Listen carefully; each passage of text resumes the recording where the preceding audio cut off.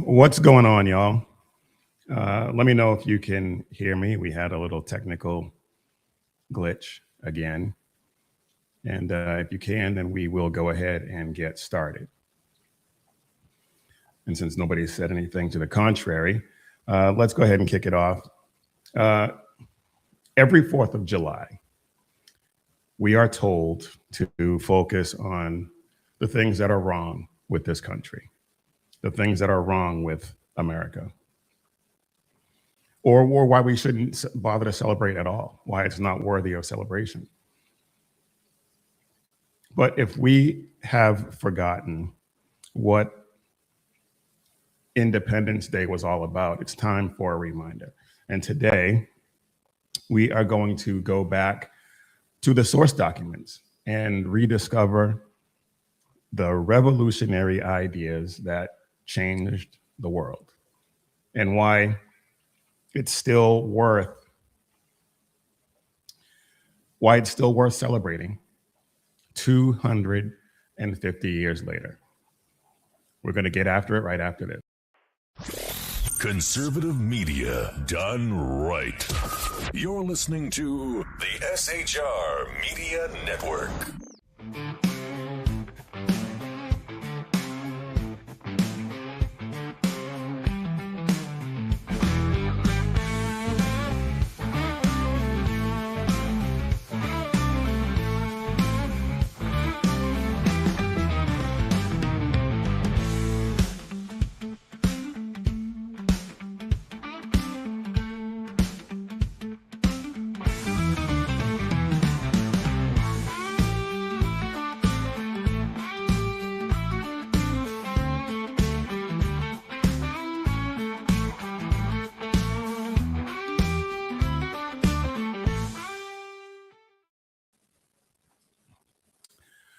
What's going on, y'all? Welcome to the Mission Ready Men briefing right here on the SHR Media Network, where faith in God sets the standard and masculinity is not toxic.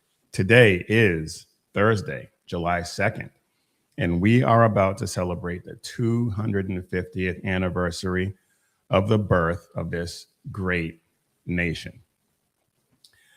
Before we get started, though, real quick, as usual, please do all the algorithm things. Hit like, subscribe, share, hit the notification bell so you never miss an episode.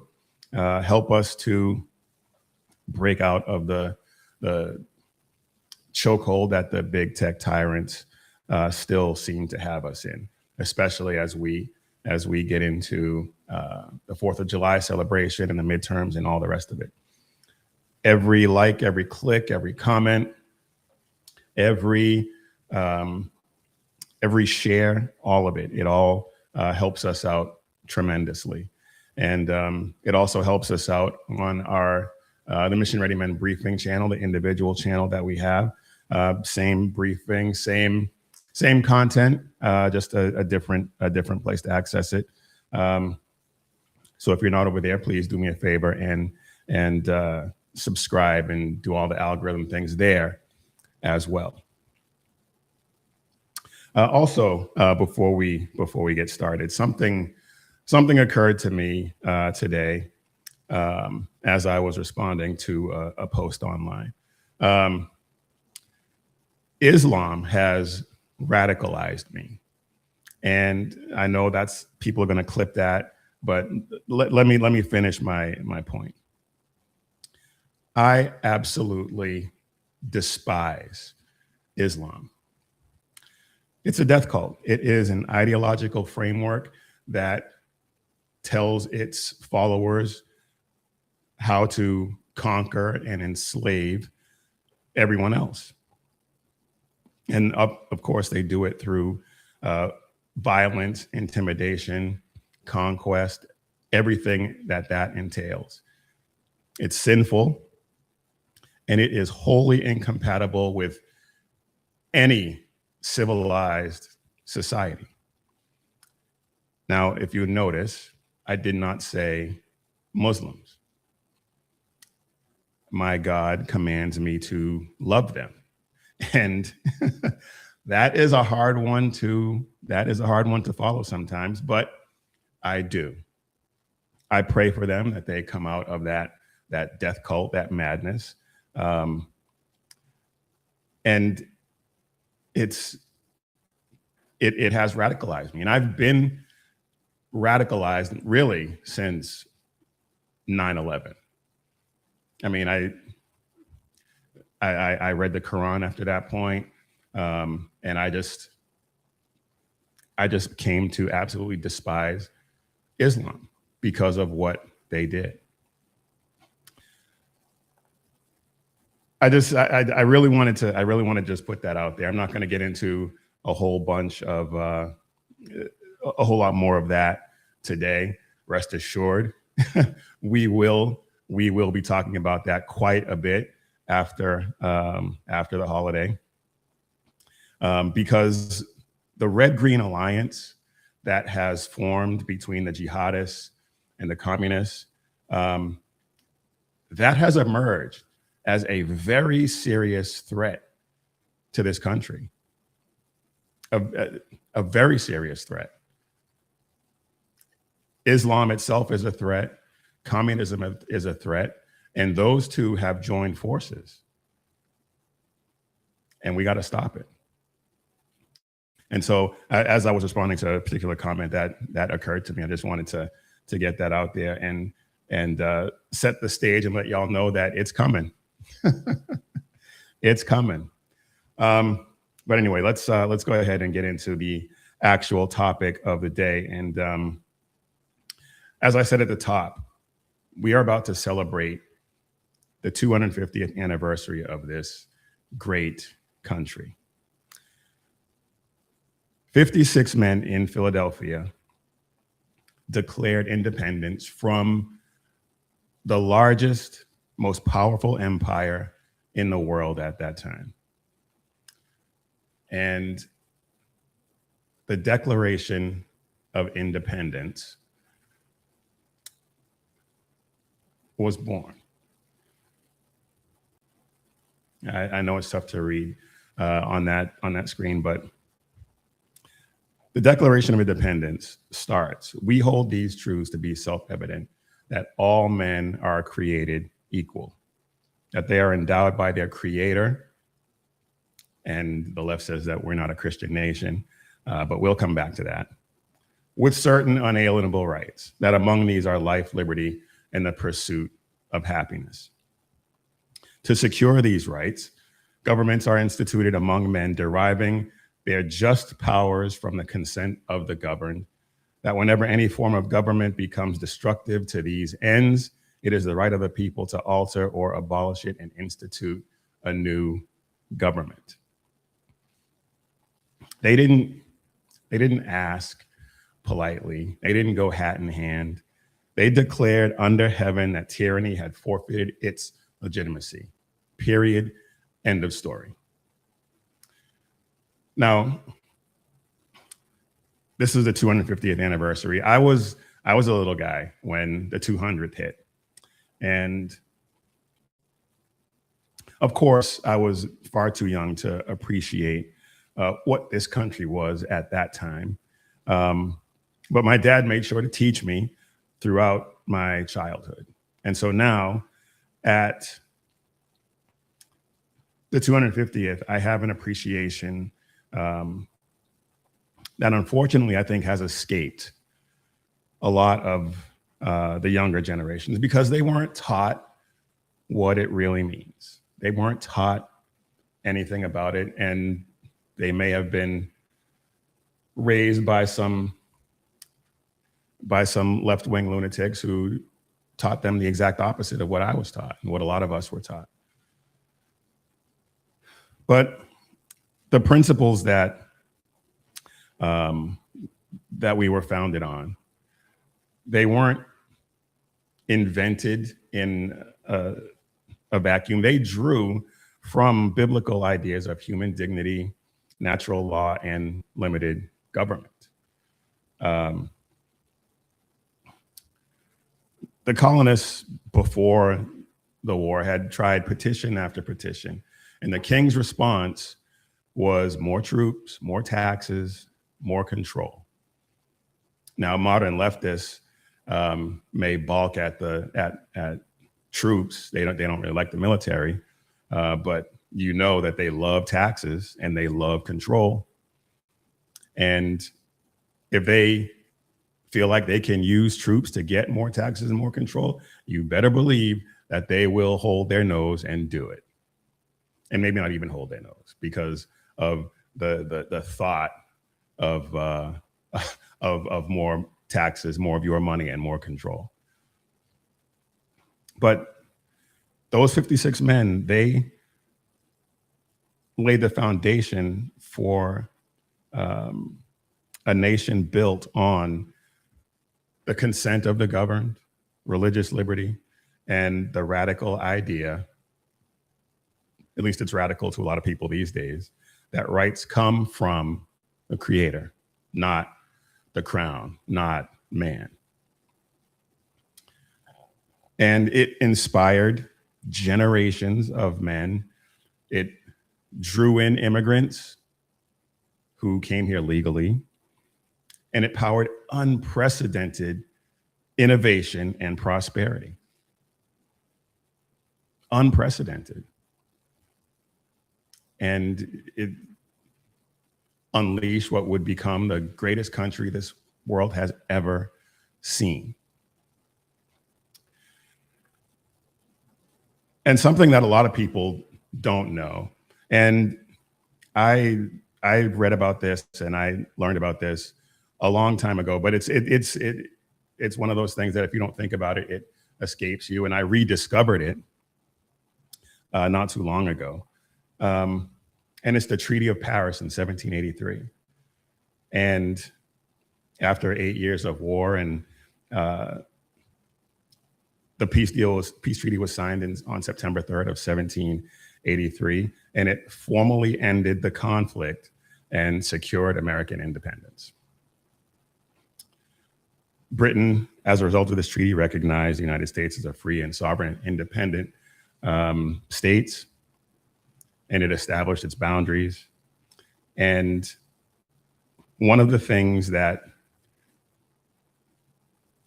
this treaty does, that a lot of people who say that we are not a Christian nation, either they're too ignorant to know or are just willfully ignoring, is that, and I know you're probably not going to be able to see it, but I will read it to you anyway. Yeah, that's too bad. But anyway, the title of the agreement, it says, "In the name of the most holy, undivided Trinity," talking about the Father, Son, and Holy Spirit. There is no rational argument that can be made that this country was not founded as a Christian nation. And the founders who signed were John Adams, Benjamin Franklin, and John Jay.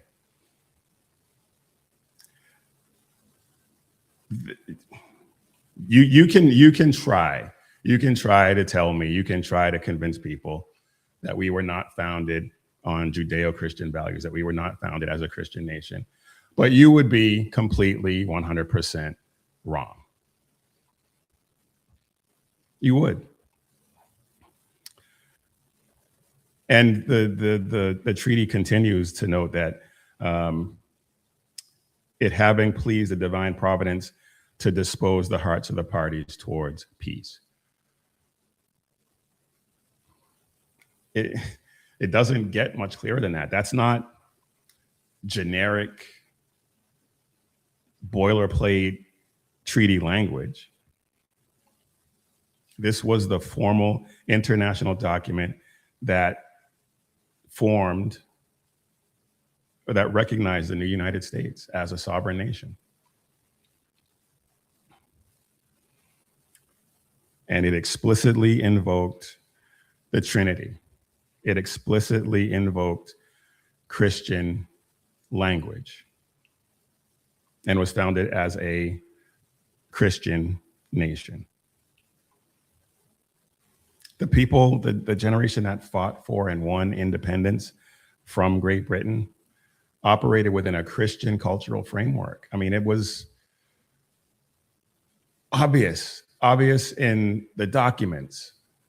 I'm wearing the shirt, 250 Reasons to Read Source Documents. It's right there in the source documents. It's right there in all of the letters that they wrote, all their current correspondence between them.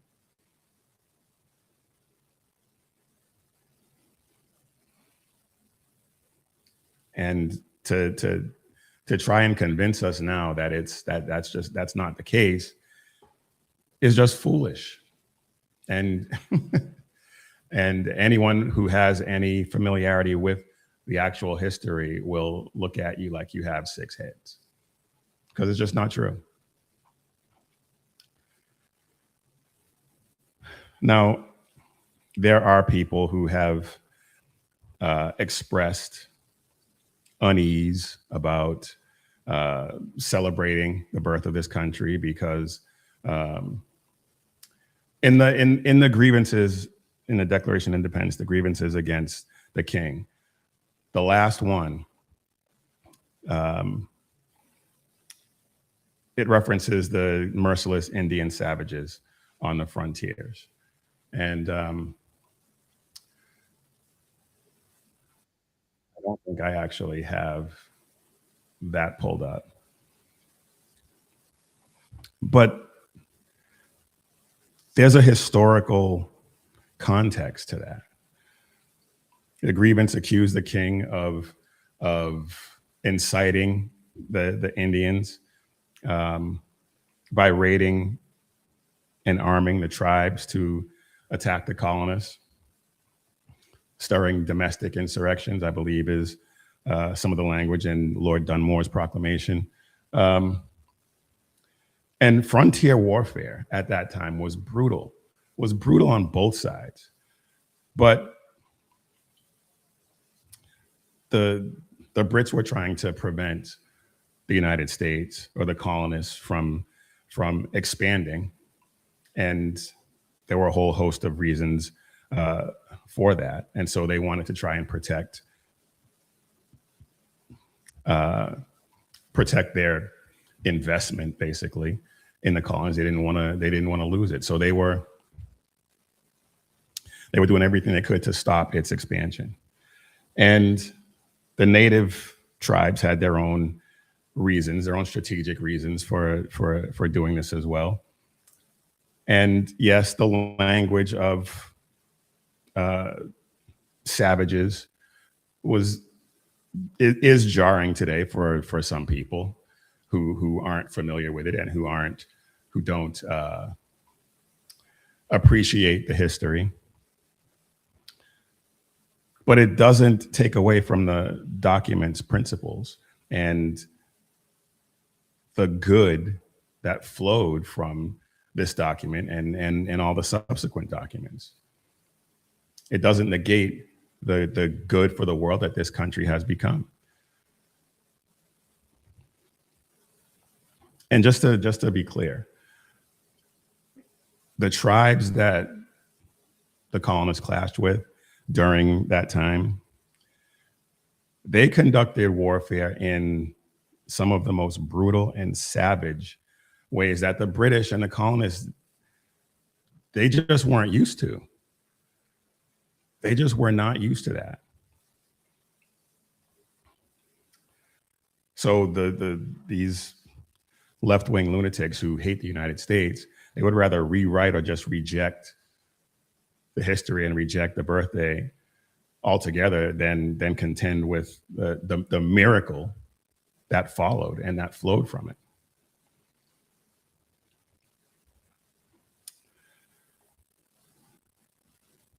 Benjamin Franklin, and we all know the story. I mean, even the leftists who hate this country know the story of when he was exiting the Constitutional Convention in 1787, and he was asked by Elizabeth Willing Powell whether the delegates had created a monarchy or a republic, and his response was, "A republic if you can keep it." He understood, we all should, that republics are fragile, and they depend on virtue. They depend on informed and engaged citizens and constant vigilance. And that's one of my issues with a lot of Republicans and conservatives now, is because they just feel like, because Texas, because America, none of all of the things that we bring attention to, like it's still, and I'm still getting comments on some of the things I said about birthright citizenship on social media. People just think that it's just always going to be fine, and we don't have to do anything to preserve it. And that people who call attention to this stuff are just paranoid and scared and all the rest of that nonsense. But the founders, they understood human nature, and they built checks and balances because they knew power corrupts. Men left to their own devices will choose power. And this is the same generation that invoked the Trinity and the Treaty of Paris and understood the need for moral and civic virtue in order to sustain what was so hard won. We're called to be stewards of the inheritance of this great nation, not just passive recipients who are just who think it's just always going to be this way. It's always going to be, we're always going to be free. We're always going to enjoy the benefits of this country. But there are people out there right now, groups of people out there right now, trying desperately to tear it down. And yes, we've survived threats before. We've survived the Civil War. We've survived world wars. We've survived various cultural shifts. And we can survive this current environment. But we're going to have to lean back on our founding principles in order to do that.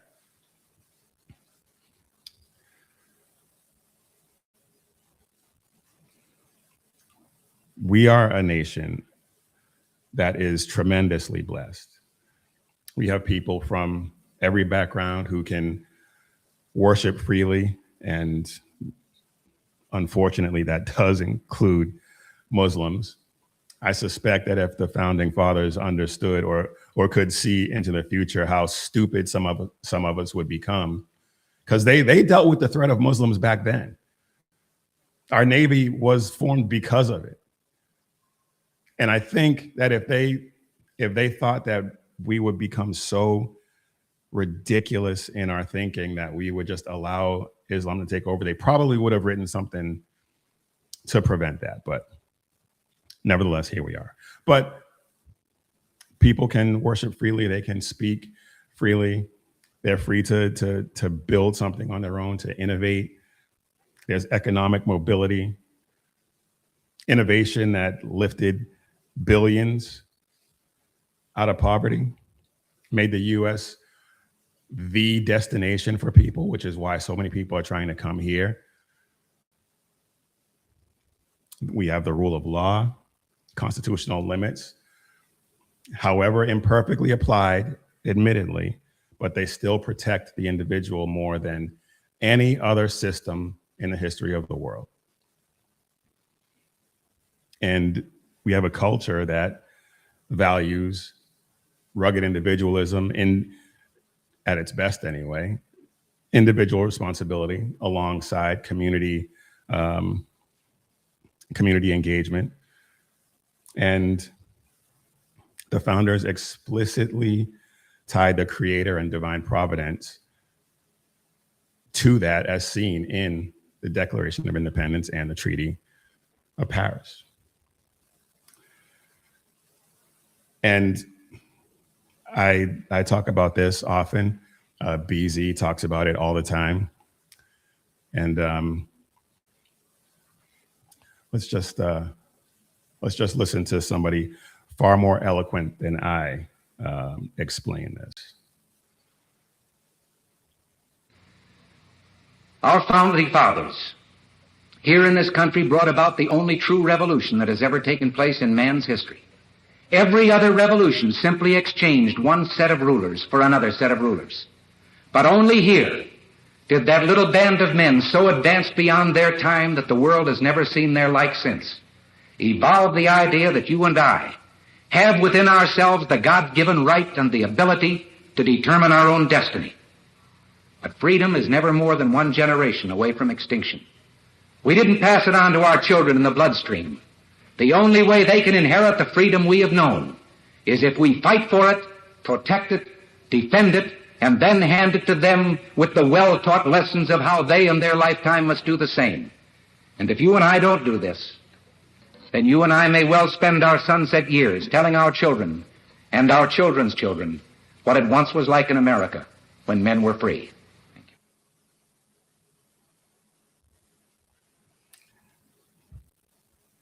It doesn't get any more simple than that. It doesn't get any more real than that.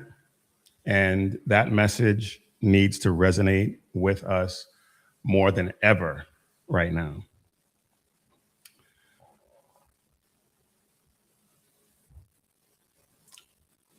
So this Independence Day, which is coming up in a couple of days, celebrate without apology. Celebrate. Teach the full history. Research the full history if you're not familiar.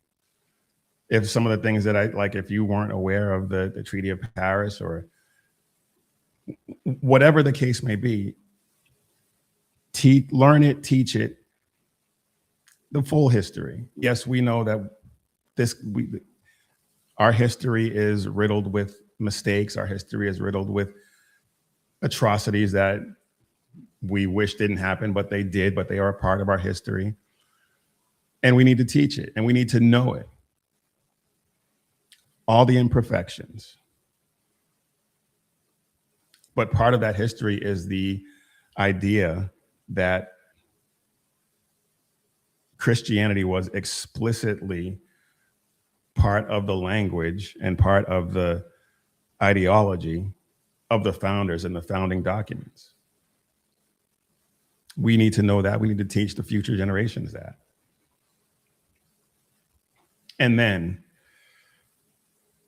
and I talk about this all the time, engage. Because I alluded to it earlier, we tend to sit on our laurels and say that, yeah, just America. And so that's all that needs to be said. But like Ronald Reagan just said, it needs to be fought for. Because there are people out there right now. There are groups of people out there right now that want to take this away and will take it away violently.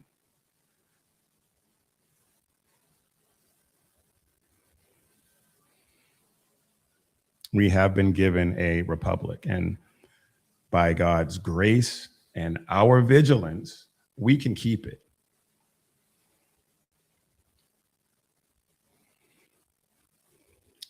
All right.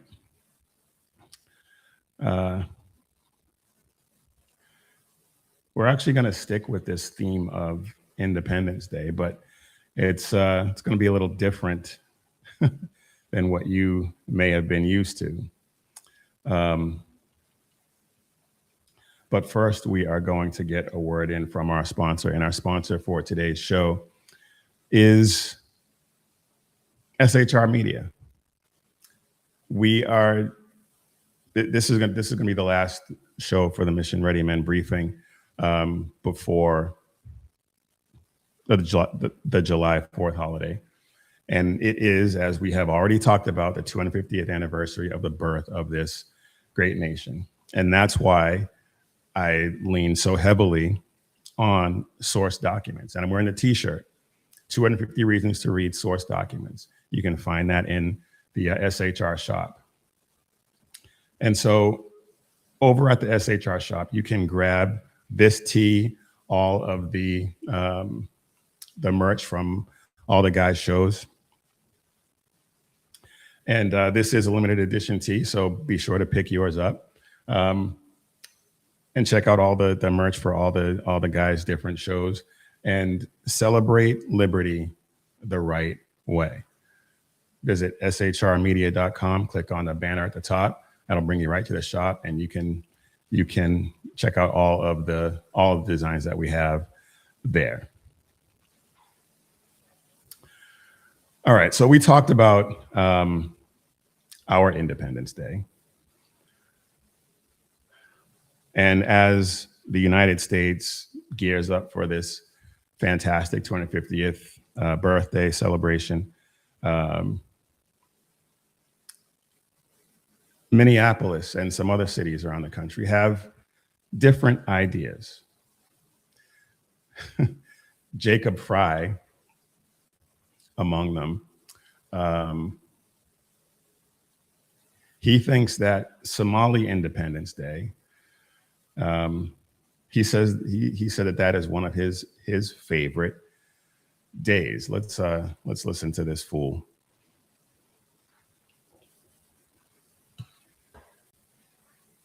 The Somali people are part of Minneapolis, and whether they grew up in Hargeisa or Mogadishu, Kismayo or Bosaso, whether they're from Getaway or Galmadug, this is always one of my favorite events of the whole year. You shut down a little portion of lake, you bring it out with extraordinary people. The food is exceptional, and he said the food is exceptional. Wow. He actually said that. I don't know if you remember, there was a famous clip of him, and I thought I had it up, maybe not. But there was a famous clip of him eating Somali food and looking miserable doing it. Absolutely miserable. Yeah, I want to. This is hilarious. Let's take a look at this.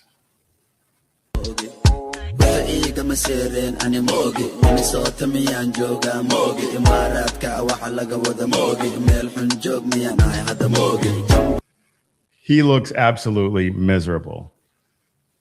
And there's been a number of people who have ordered Somalian food and tried to taste it, and every last one of them says that it's absolutely disgusting.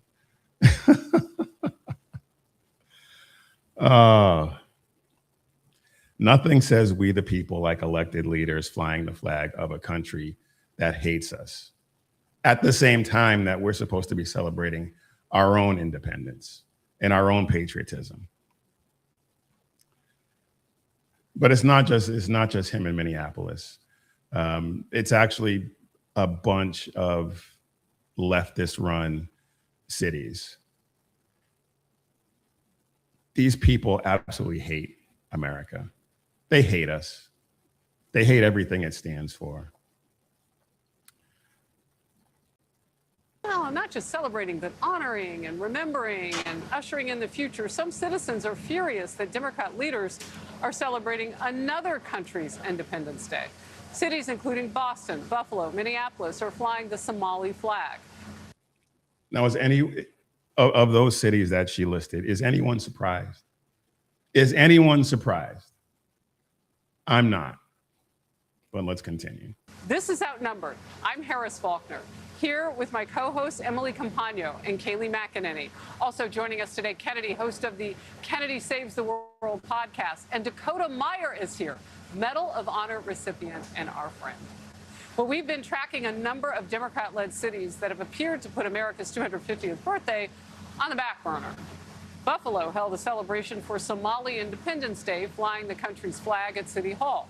That country's flag. And just a day after canceling its 4th of July fireworks show. The city said it ran into logistical issues.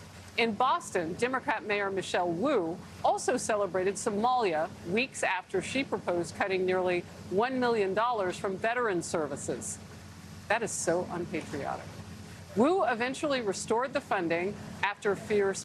Well, Wu is a CCP plant. So, I mean, if you're expecting patriotism from her, well, then I don't know what to tell you. Backlash. Yeah, they gave her some oxygen. She woke up. In Columbus. That was a good line. That was a good line. They gave her some oxygen and she woke up. Columbus, Ohio, the Parks Department is backtracking after a now deleted social media post that promised a similar celebration. A firestorm erupting on social media. Yeah, they got absolutely roasted.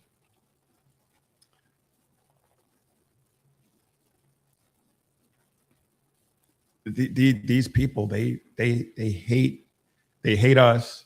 They hate this country. They want to turn it into something that it's not. And this all started with Barack Obama. I know people hate when he gets brought up, but as far as I'm concerned, I shouldn't say it all started, but he stuck his foot in the gas tank and hit the accelerator like no one else. They've always described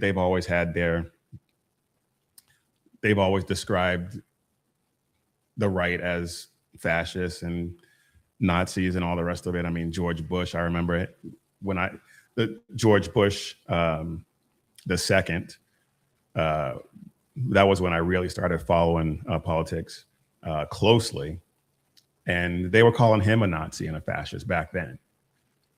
But it accelerated exponentially with Barack Obama because he said he wanted to fundamentally transform this country. You don't want to fundamentally transform. I've said this a lot. You do not want to fundamentally transform something that you love. You may want to make it better. You may want to see things done a little differently, blah, blah, blah. But fundamentally transforming something means you don't like what it is right now and you want to change it. And that's what they're trying to do. And so you have all these people celebrating the independence of a country where most of the citizens are here in this country and bilking it for every last dime they can, and then sending it back there. And guess what it's doing when it gets back there? It's funding terrorist activity.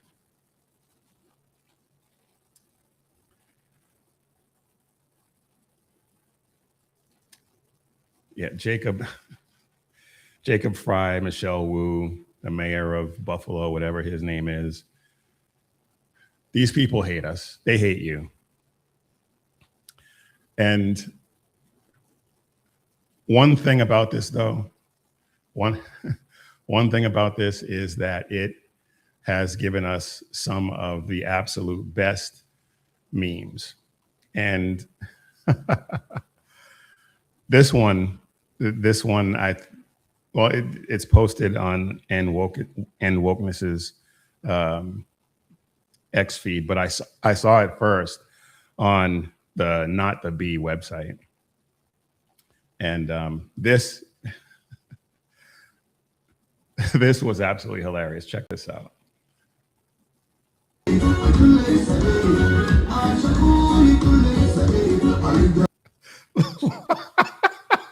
Look at this guy.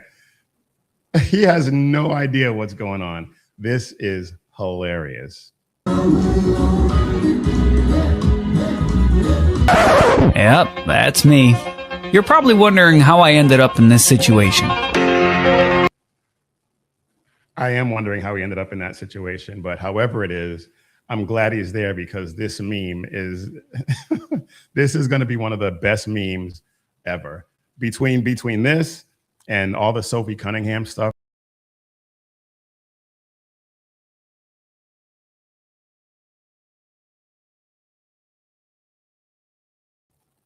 I don't know what just happened there.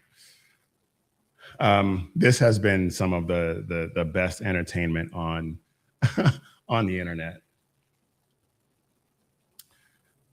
Just absolutely hilarious.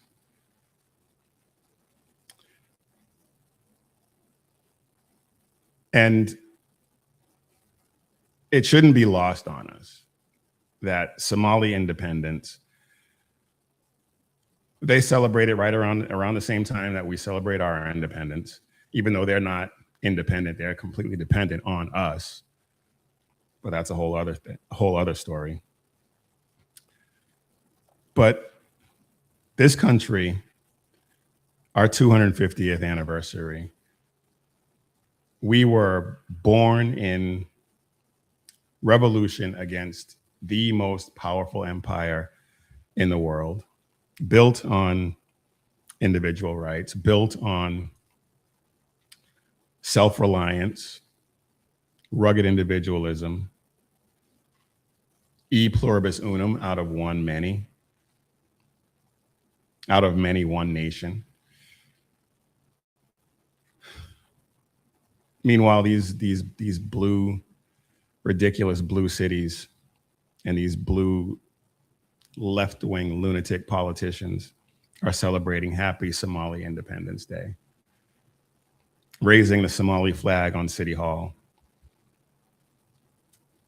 Democrats can't even appreciate the American flag on Independence Day and the 250th anniversary of the country. It's truly mystifying. Even when you even knowing how much they hate this country, they don't even bother to try to pay it some kind of lip service. They don't even bother to try and hide it. Their contempt for this country is just on full display.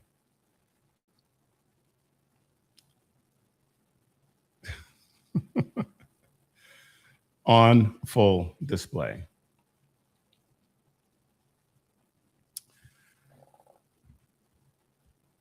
Jacob Fry, the mayor of Minnesota, I almost said Somalia. He speaks Somali. He throws festivals. He says it's enrichment or something. Ohio has, I think, the second largest Somali community. And they're attempting, or they wanted to raise a Somali flag, but they got so much backlash, they backtracked on that. We got this meme gold of this guy, this guy in the middle of a Somali celebration. And then the left, they tried to compare Somalians to the Amish. And that went over spectacularly, as you can probably guess.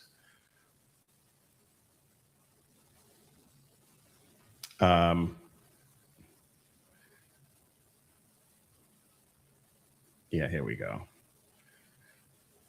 Nope, that's not it. Anyway, Matt Walsh, he just laid waste to this guy on X, who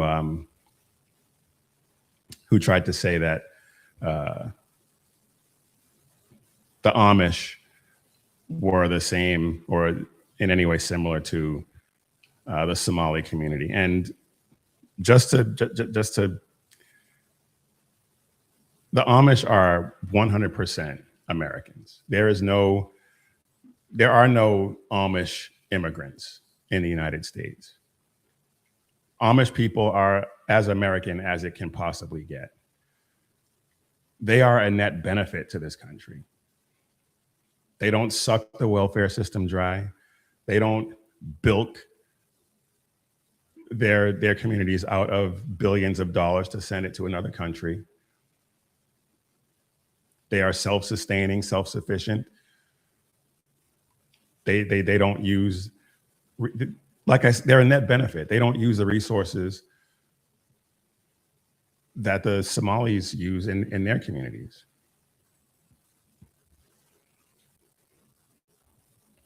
And it's exhausting. It's absolutely exhausting to deal with these people and the apologists who love these communities at the expense of Americans. And that's a concept that we are going to get into.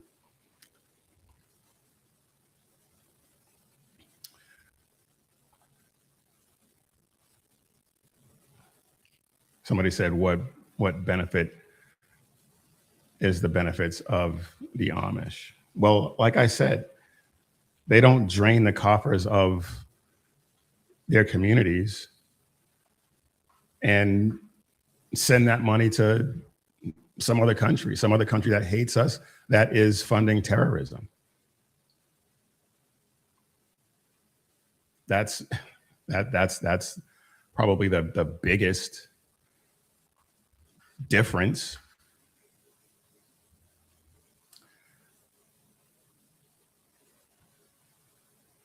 I mean,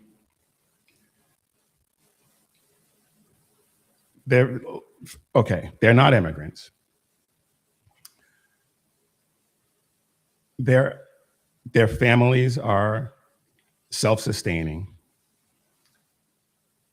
I mean, somebody please explain to me how they're the same. Explain to me how they're the same. Explain to me how Somalis benefit this country and the Amish don't. They're self-reliant. They help people. Have you ever seen the Amish build a house or a barn? And the quality is just amazing. They opt out of the programs that the Somalis have been bilking us from for years. They don't participate in Medicare and Medicaid and food stamps and all the rest of that.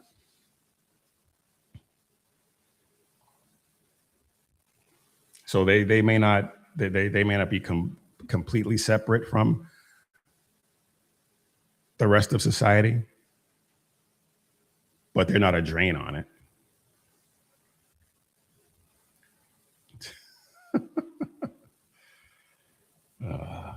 Anyway. All right, I need to move on because otherwise I could spend the rest of the show talking about this madness. And I got some other stuff to talk about. Also having to do with Minnesota, by the way. Governor Tim Walz. Governor Tim Walz and Attorney General Keith Ellison and I think it was a chief judge on the Supreme Court or something like that. But they sit on the Board of Pardons. And they pardoned a convicted child predator because he said sorry. And he was about to be deported.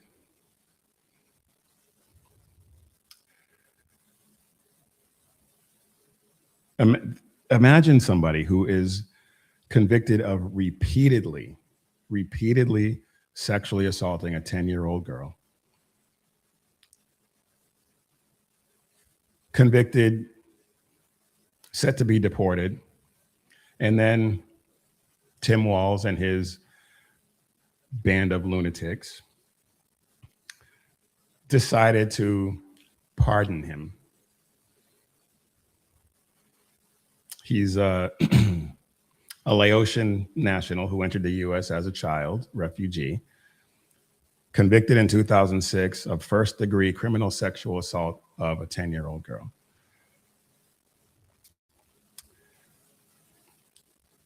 Not only did they pardon him, but he never served any time in jail. He was sentenced to probation on a plea deal. The conviction made it so that he could be deported. He didn't have any legal status, and so he was set to be removed. During the operations in Minnesota late in 2025, he was snatched up. And just a few weeks ago, they decided to pardon him. They pardoned him because the victim, he allegedly showed remorse, whatever. The victim wrote a letter to the board saying that she had forgiven him. And that's, as far as I'm concerned, I mean, that's fine for her and her soul. And if she did that because she's a Christian, good for her. But that doesn't negate the need for justice.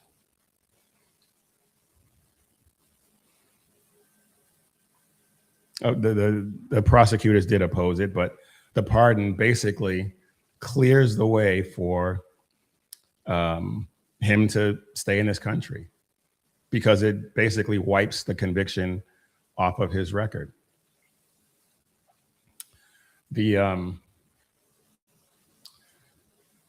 The Minnesota Clemency Review Commission, and I know it's kind of tough to see, but it says, the Minnesota Board of Pardons voted to grant your pardon at its meeting on June 10th, 2026. Congratulations.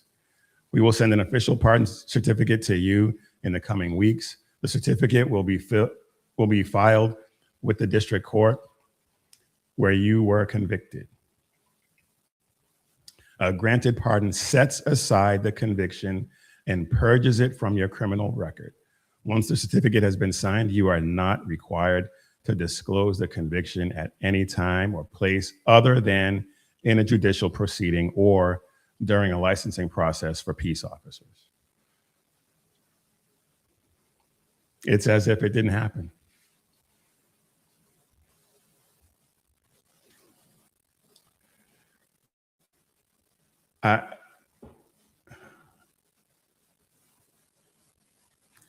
Rehabilitation matters, remorse matters, forgiveness matters, but why is it that with the left, second chances for predators always comes at the expense of public safety and justice for the victims?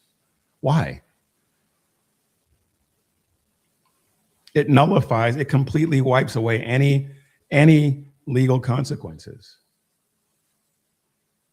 He's free. He could move to some other part of the country where nobody knows, nobody's familiar with his story, and he'd be free to prey on more children. He's free to do it now.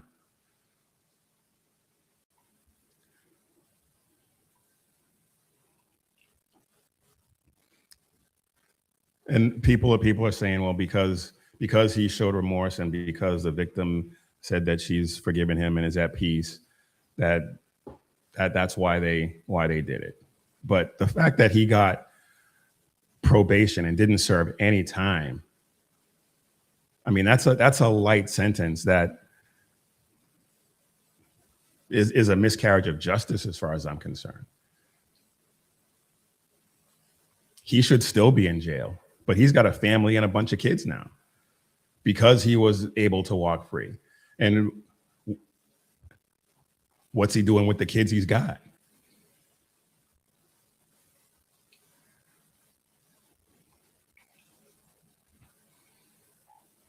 But this This is part of a pattern in Minnesota where they are expediting these pardons for people who are set to be deported to prevent them from being deported. They are taking the sanctuary city policies, the sanctuary policies, and jacking them up on all kinds of steroids.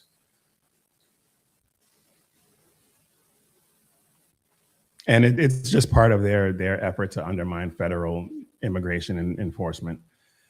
And they're doing it at the expense of the safety of children, whether they're native-born children in the United States or otherwise.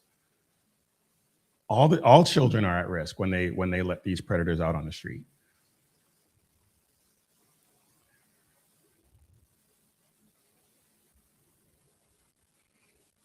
And as governor, and that whole board, Keith Ellison, the AG, and the Chief Justice, or whatever she is,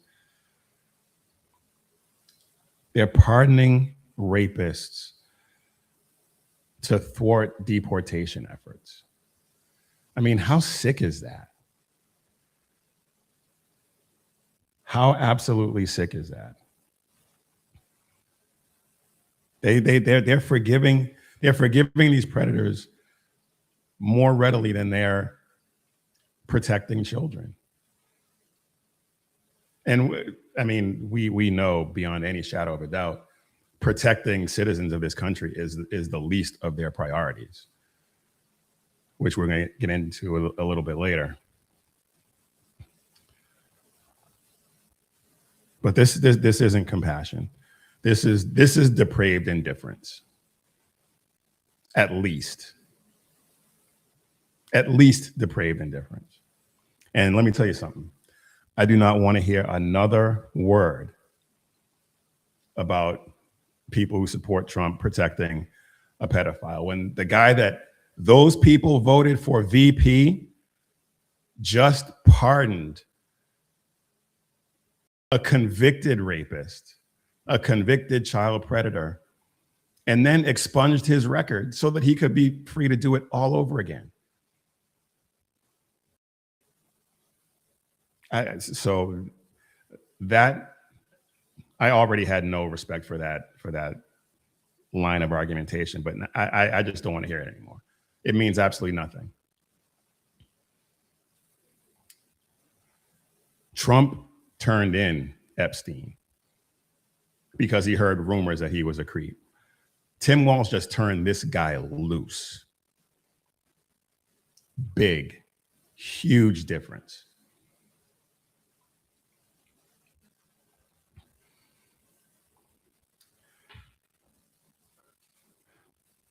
The stories like this should grieve every last one of us, especially, regardless. Stories like that, it should call us to action. It should call us to engage, and it should move us to pray for our leaders and pray for better leaders. And then after you pray for better leaders, go out and vote for better leaders. Faith without works is dead. What happened in Minnesota should outrage every single one of you. And here's the thing. You're not going to hear about this on any of the American Pravda outlets. When I was researching this story, it was nowhere. It was not on NBC, ABC, CBS, BS Now, CNN, nowhere. Nowhere. Because they're protecting their people, and they don't care. Because you have to think that some journalist at one of these outlets would hear about this story and think it's worthy of reporting. But the people in charge don't want it out there. And they don't want it out there because A, they probably don't care, and B, it makes their team look bad.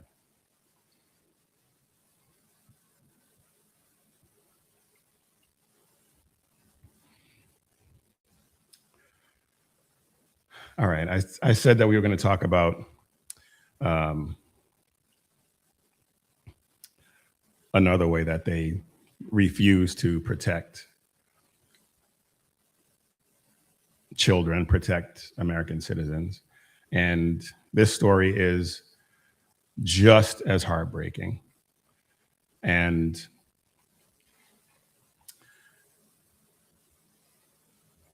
Jessica Gorman was testifying in front of Congress, in front of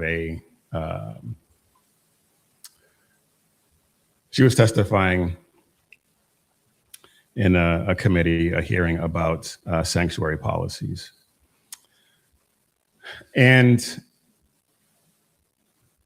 if you haven't watched her entire 10.5-minute testimony, you should.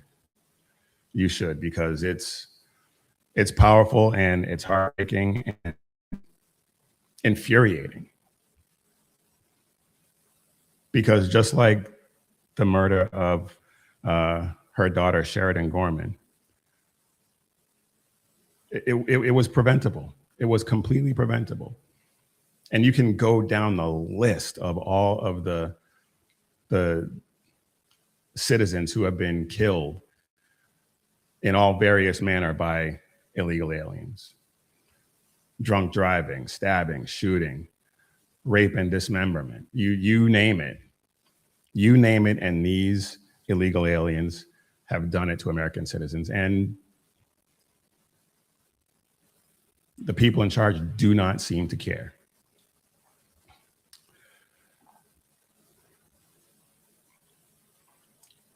Let's take a listen to this.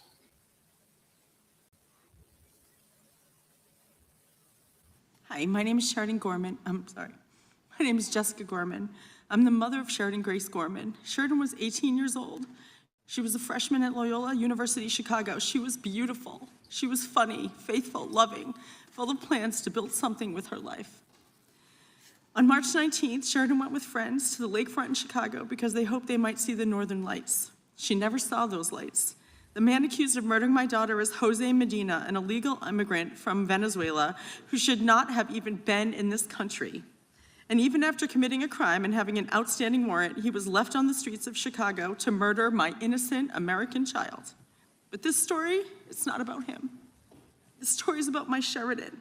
It's about how failed border policies, sanctuary city laws, and twisted leaders refused to cooperate with ICE. They sent her to her grave. It's about a government and politicians that forgot their first priority.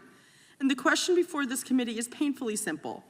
When did protecting our American citizens stop being your first priority? And even more important, why did protecting our American citizens stop being your first priority? I want an explanation, I need one, and I deserve one. But first I want you to know who my Sheridan was. It gets worse from there. And there are a couple other clips that we're gonna look at, but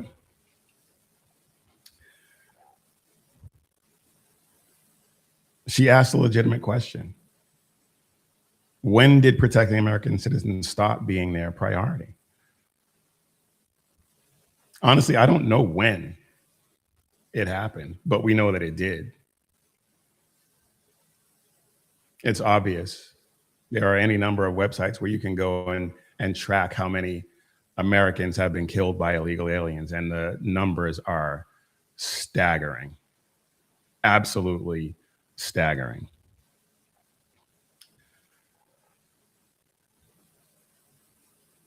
So we know she just laid out who Sheridan Gorman was and who killed her.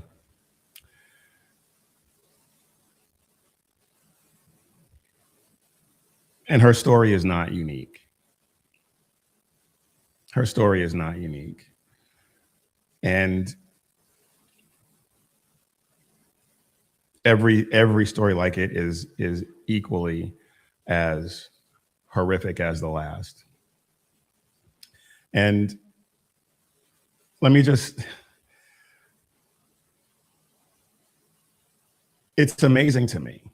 It is amazing and mystifying to me that these elected officials can say and do the things that they say and do. Pramila Jayapal was in this hearing, and listen to this.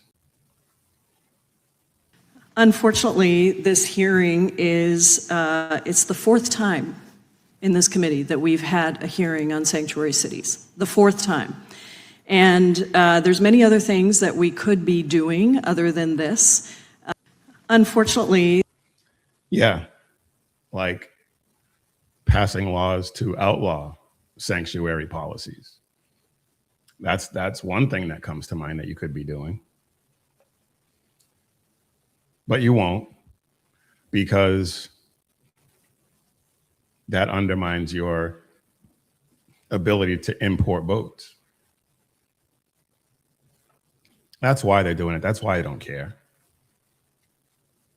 What's the life of one innocent American who grew up in a two-family household who would likely vote Republican when we can import a truckload of illegal aliens, give them driver's licenses, and they'll vote Democrat?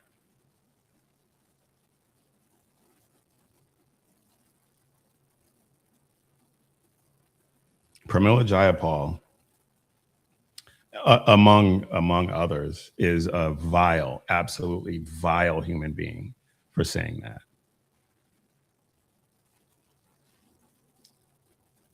And Jessica Gorman called her out for it too. I don't know if I have that particular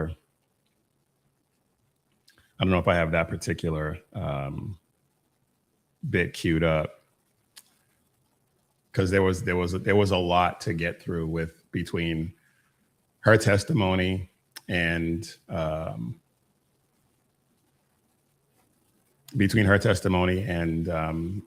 of the other things that went on in that hearing.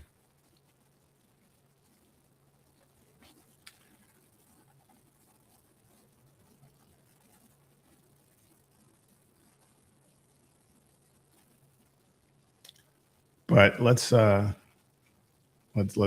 a look at this, because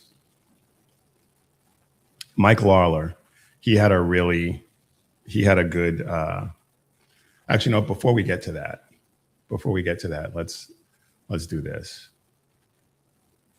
because there was another clip in her testimony that I want to address.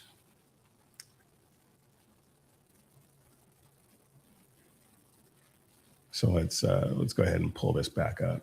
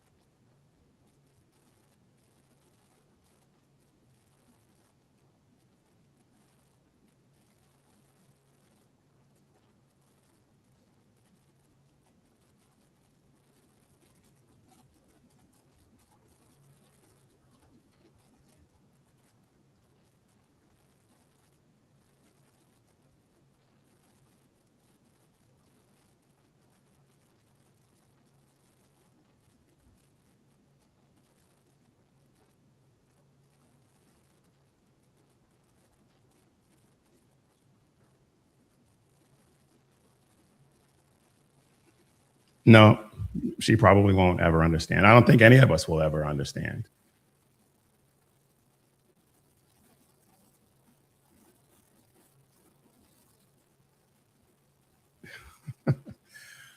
Oh, and that wasn't even playing.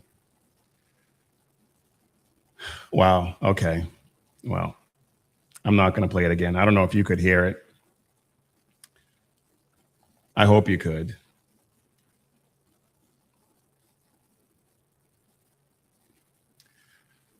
But since I pretty much screwed that one up, let's go ahead and get into what Mike Lawler had to say, because he and Jamie Raskin and Pramila Jayapal got into a heated discussion on the floor because Mike Lawler took exception to basically Raskin and Jayapal's complete indifference to what was going on. So let's take a look at that. While they're out with their friends looking at the Northern Lights, it is shameful that we are here.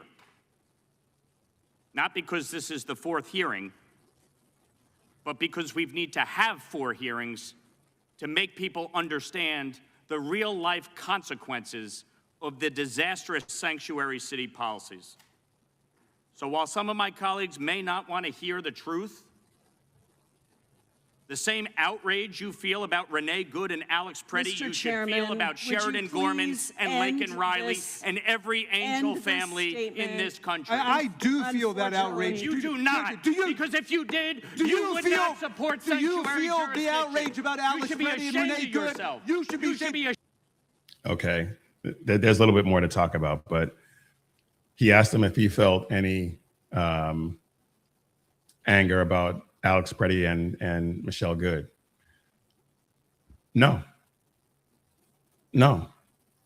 he shouldn't. I don't think anybody with any sense who's paid attention to the story feels that way about Alex Preddy and Renee Good.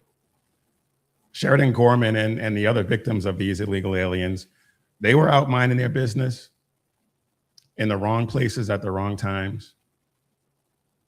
And they encountered these predators. Alex Preddy and Renee Good put themselves in those positions to win those Darwin Awards. So no, not at all. Let's continue. You don't belong in this committee. You should get the hell out of here. You don't understand the rules of the committee. You don't understand the Constitution. Mr. Raskin, Mr. Raskin, you're full of disgrace supporting sanctuary policies. Say one word about Get rid of sanctuary about Alex Preddy and I Renee did. Good. I wrote a whole New York Times op-ed about it. You should be absolutely ashamed of yourself for now. And then when he said, yeah, I wrote a whole op-ed about it, well, then he didn't have anything to say, of course. Opposing sanctuary policies that resulted in their daughter's death. The committee will be in order. Mr. Chairman, I just want to say we will not allow, thanks to Mr. Lawler's outrageous outburst, we will not allow this to happen again. This was an agreement between the chair and the ranking member. And anyway, I don't want to hear anything else she has to say. She's just mad that that Lawler called them out. These sanctuary policies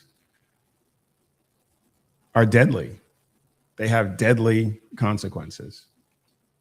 And Jayapal and Raskin and all the rest of them could not care less. Couldn't care less. And as I said earlier, they see it as a path to, they see Sheridan Gorman and Rachel Morin and all the rest of them, take your pick. They see them as Laken Riley. They see them as collateral damage and necessary sacrifices for them to get the outcome that they want, which is more Democrat votes. Import more Democrat votes. If some young girls, if some Americans have to die, so be it.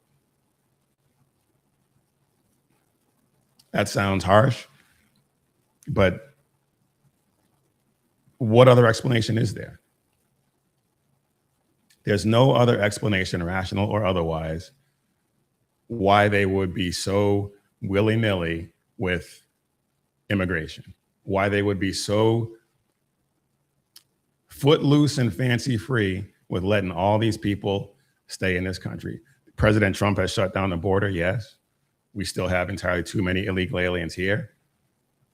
And the next time a Democrat gets in office or they take the House and Senate, they will throw the door of that border wide open. Because they think that that everyone has a right to come here. They've said it. They've said everyone has a right to come here. And now that the court struck down birthright citizenship or allowed birthright citizenship, they can come over here, drop a couple of kids, and boom. And we won't even get into all the 1.5 million Chinese people who have American citizenship as of now.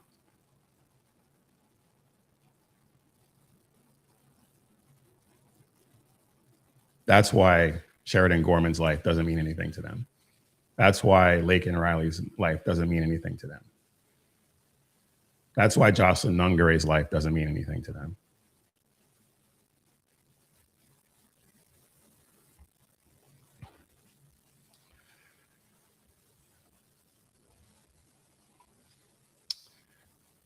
It is shameful that we're here, that we're in this position.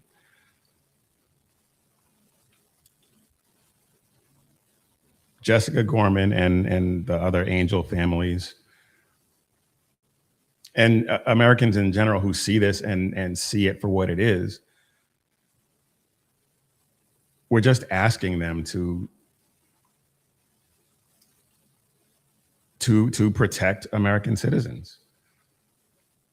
Their first duty is to protect American citizens. And as we saw Jessica Gorman ask the question, when did that stop being a thing for them? And she called them out. Republicans seem to be willing to have that conversation. The leftists want to shut it down. Jayapal said that they had better things to do. Can you imagine? Can you imagine being an Angel family, and there were a few others in that hearing, hearing her say, we've done this before, we don't need to do it again, we have better things to do?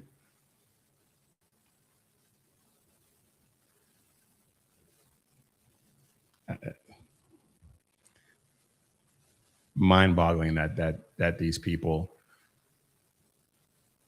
are allowed to continue to serve in these offices. It's shameful, absolutely shameful.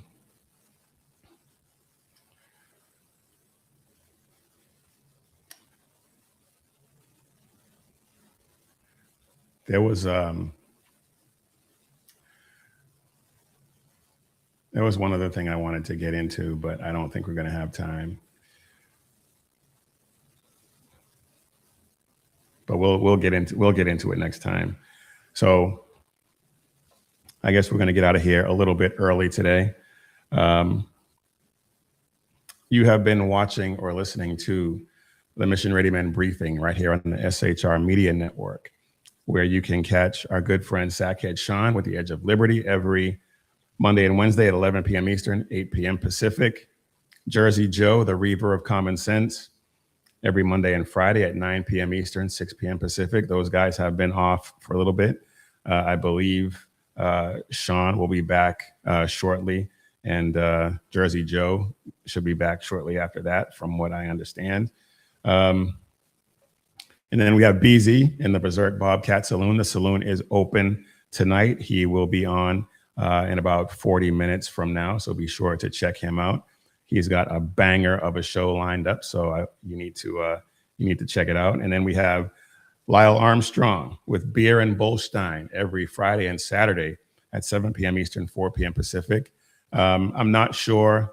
I know he's been a little under the weather. I'm not sure if he's going to be back simply because this is the holiday weekend. I don't know if he's going to be doing shows. But if he is, you need to go ahead and check him out on Friday and Saturday at 7 p.m. Eastern, 4 p.m. Pacific. Again, all the algorithm things, like, subscribe, share, and also pray for us that we continue to grow. It's slowed down a little bit, but we're still growing. And pray for us that we have a breakthrough and reach as many people as we possibly can. But that's going to do it for us here on the Mission Ready Men briefing. We're not just here to bloviate into the ether. We are here to equip Christian men and spread the gospel of Jesus Christ and carry the banner of faith, freedom, and hope into the next generation. If anything that we said here tonight matters to you, please don't just watch, but share it with another guy. Bring them into the fight. And if you want to wear what you stand for, head over to missionreadymen.com, click Shop 7 Armors, and check out all of the great designs that we have there that are about bold faith, true grit, and unapologetic patriotism. And while you're there, you can also hit up the SHR shop and check out all the merch for the guys' shows and get this cool 250 Reasons to Read Source Documents tee, limited edition. So be sure and pick one up today. As we talked about, Independence Day is coming up in a couple of days. And so, as we talked about earlier in the show, I ask you to take a minute, take some time, read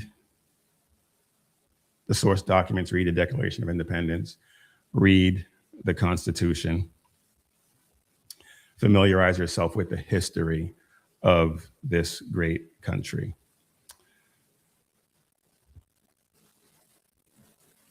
Because we have been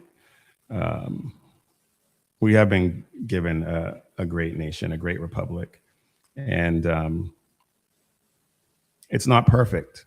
We know this, but it is the best that has ever been, and we need to fight to preserve it. So please do that as you're smoking your meat and grilling your burgers and dogs and drinking beer. Take a second to remember that. And as always, when seconds count, the police are only minutes away, but the Lord is right there with you. So keep your prayers going up and your head on a swivel. Happy Independence Day, and God bless.